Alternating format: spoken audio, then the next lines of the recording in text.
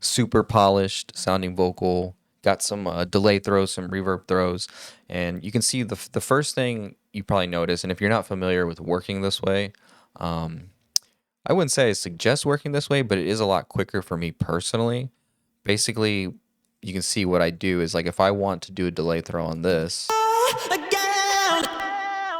I would just come down here to the actual clip, copy, and then paste it on these other audio tracks where I have my actual reverb throws, delays, stuff like that. And like I said, these are actual audio tracks. So they're not auxiliaries. I'm not sending them anywhere, although I do have, my typical delays and reverbs if I am using them, which we'll go through pretty quickly with those. But yeah, I would say like that's the first major thing. It's just trying to make everything as quick as possible because these are things that I do even while I'm tracking or when I'm done tracking. I'll if there's something that I'm hearing, I think, moving quickly instead of trying to automate, some auxiliary tracks and stuff like that can be time consuming. I'm just like, let me go ahead. I'm feeling a vibe already.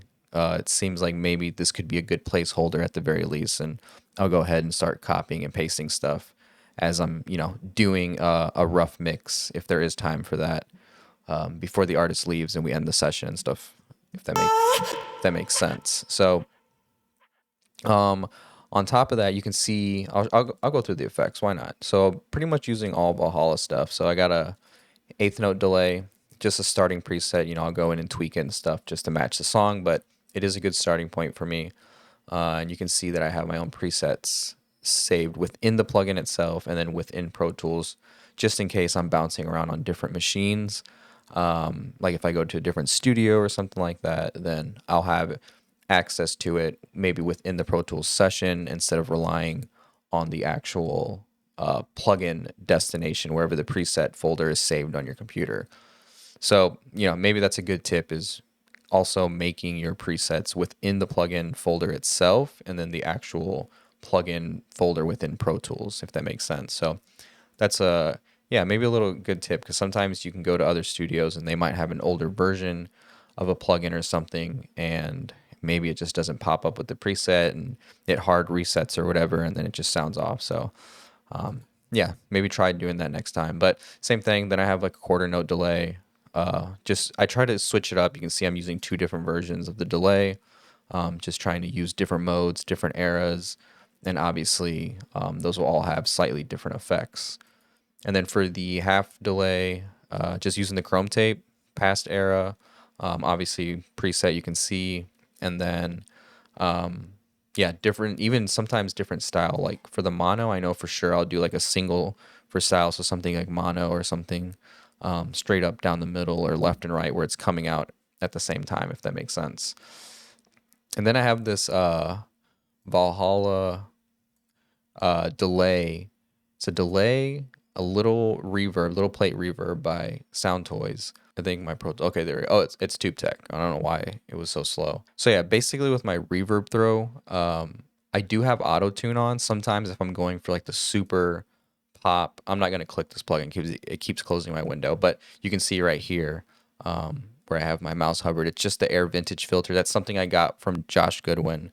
I saw a live stream that he was doing, and I thought it was a really cool effect. And he was doing, you can go even deeper with, you can automate the filter and stuff. And he has like very specific reverb throws that he has came up with. Maybe he doesn't do it much as now, but especially when he was doing a lot of the early-ish Justin Bieber stuff, especially during COVID and stuff with all the artists that he was working with, he would automate this Air Vintage filter plugin a lot. So I just pretty much have this like quick little chain essentially. And yeah, back to the auto tune. Sometimes I'll use auto tune just in case. That's like a very old classic kind of setting that people would do in the early 2000s where they would actually throw auto tune on their delays and reverbs. A lot of Britney Spears songs did that. Can't think of who else, but from my understanding, I know whoever she was working with, that was like a huge thing that they did. So just something, that's like some secret sauce that they would do is they would just auto tune the actual delay and reverbs too, which is kind of cool. So I have that just in case I want to go for a more super perfect sounding, because, delay and reverb can, so, it doesn't necessarily alter the pitch, but it could, it could mask up some things or whatever, or do the opposite and bring out, I want to say bad notes, but maybe not good notes. And it's rare that happens, but like I said, this is more of like, I just want this to sound like a more auto-tuned throw when it comes to delays or reverbs. But you can see I'm not using it, so it's not very often that I use it. Just those super rare, very pop tracks. But yeah, so the Air Vintage, like I said, I'm not gonna click on it because it keeps closing my window. Then I have the Valhalla delay, and I'm just using the lo-fi mode ping pong. Like I said, these are just all starting points. I'm sure I tweaked all this. I mean, you can see I'm using a 16th and then an 8th delay. On the left and right, it's different basically. And yeah, then the little plate, I think, just pretty much stock besides the low cut and changing the actual decay time. And yeah, then just a Tube-Tech just to smash everything down essentially. I don't think it's necessarily smashing. Yeah, I mean, obviously you can see that the meter is putting in a lot of work, but you know, through my ear, it doesn't sound like it's actually smashing it. It's just like, it's just taming it. It's just like, hey, we just want to control you. Don't go too crazy, pretty much. Don't get louder than the vocal. Essentially, that's what it is. It's just like a stop sign, a safety net. Um, and yeah, that's pretty much it. Quick little run through of the actual this throw folder that I have. Like I said, it's just filled with effects. I used to have way more, but honestly, if I need any other crazy sounding effects, I just go ahead and make them as I'm going. But I feel like having these four go-to basic effect stuff can really just get you going and get you going like creatively and stuff if you are, playing more of like the engineer producer role. And then these all funnel to this auxiliary folder, which they're all in. And then on top of all these effects, I'm just compressing everything down. Just another layer of like, hey, we just want to control these effects. And it also just adds to the actual effects too, because you can hear that it's compressing those effects. And I'll show you in a second. And then this is just something that I've had on forever. I think I also got this from Josh Goodwin. I'm pretty sure I copied the setting. I'm pretty sure I got it from him. I could be completely wrong, or maybe it was Alex Toomey. I can't remember.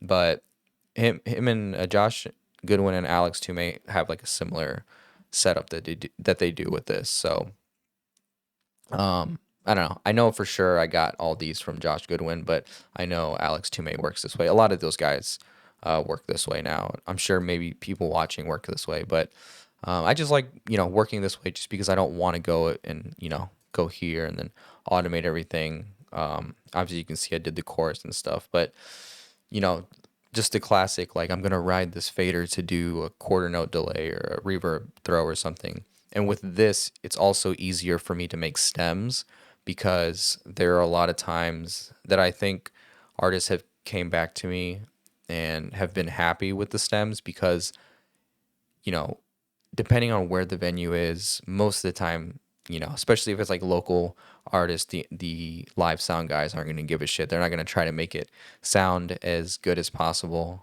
For the most part, I'm not saying everybody does that, but if you go to shows and stuff and you support your local artists or just in general, you know what I'm talking about. There's just those venues where the guys just go to get the job done, which there's nothing wrong with that. There shouldn't be no expectation for them to do all these crazy effects and stuff besides making them sound good for that venue. So anyways, my solution to that was if there are going to be like any throws or anything like that within the studio version of a song, this is just an easy way for me to just be like, all right, let me just go ahead, highlight all these tracks of the length of the song, and I can actually make stems of the throws so I can blend them into the actual stems if the artist wants that, or if they just want them individually. So that's like another major reason too. It's just easier for me to make stems and be like, here's all the effects. If you don't want the throws and stuff, then just mute them or just don't import them into your session or whatever.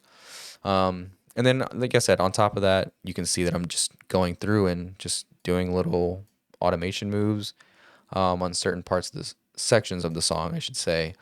And yeah, it's just all these little things that add up. And I'm going to show you what this compressor is doing too.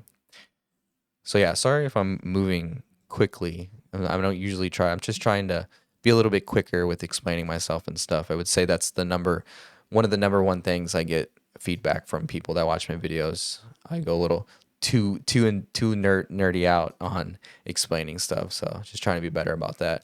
But yeah, let me show you what this compressor is doing. So this is the compressor on the overall auxiliary folder for these effect throws. Got who the fuck I am. Got who the fuck I am. So obviously the main thing, you can see we're adding 18 dB of gain. And the reason we're adding that much is because this is probably something I fine-tuned over time, and maybe for me this is a good starting point. But because we're compressing so much, as you can see, it allows me to gain these effects into the compressor as much as I want to, but also knowing that I won't lose any gain, and I have so much gain to mess with, if that makes sense. And then the last layer to add to that is, because I'm adding so much gain, obviously it's going to be loud.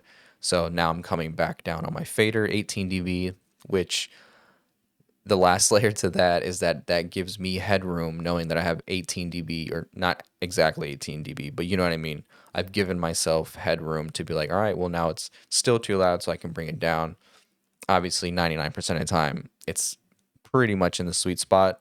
And then if I need to, as you can see here, I can just go through and automate that, and knowing that I have the headroom to gain up if I need to. So you can see I'm not really doing that much, but like I said, these are just all safeties than they are more than just being there for tonal shape or anything like that. And like you can see, I mean, I'm just using the stock Pro Tools Pro compressor. I'm not using something fancy.